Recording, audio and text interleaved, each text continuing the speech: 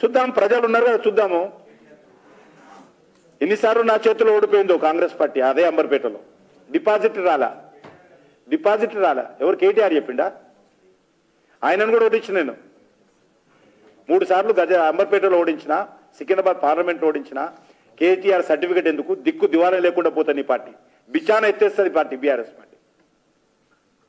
తెలంగాణలో బీఆర్ఎస్ ఉండదు. బీఆర్ఎస్ ఆవశ్యకత లేదు. బీఆర్ఎస్ అవసరం లేదు ఈరోజు. ఈ కుటుంబ పార్టీ, కరప్షన్ పార్టీ యొక్క ఆవశ్యకత తెలంగాణలో లేదు. ఇంకా ముందున్నది ముస్లింల పండుగ. చెప్తుంది ఏం అందుకే చెప్పాను కదా, ఏ రకంగా బినామని చెప్పాలి. మీరు బినామీ, మీ పార్టీ బినామీ. మీ పార్టీ వారితో కలిసి కాపురం చేశారు, మీ పార్టీ వారితో కలిసి ఎలక్షన్లో పోటీ చేశారు. మేము ఎక్కడ బినామీ?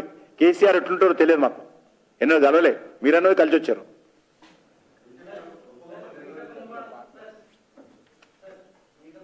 ఇంకా ముఖ్యమంత్రి కుటుంబంతో పార్ట్నర్స్ ఇల్లు రికార్డు ఉంది. నేను చెప్పలేను, రికార్డు చెప్పినాయి.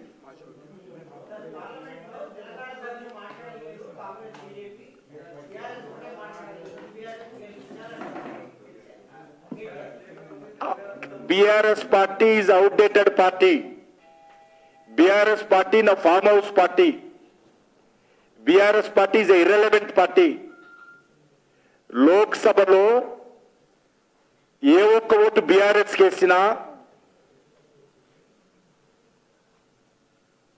అది నేను అనలేను, చెత్త కుప్పలు వేసినట్టే.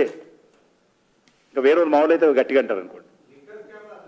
కాబట్టి ఎక్కడ కూడా బీఆర్ఎస్ పార్టీ ఆవశ్యకత ఈ యొక్క వచ్చే ఎన్నికల్లో తెలంగాణలో ఎవ్వరు కూడా, ఏ ఒక్క తెలంగాణ బిడ్డ కూడా వేయడు.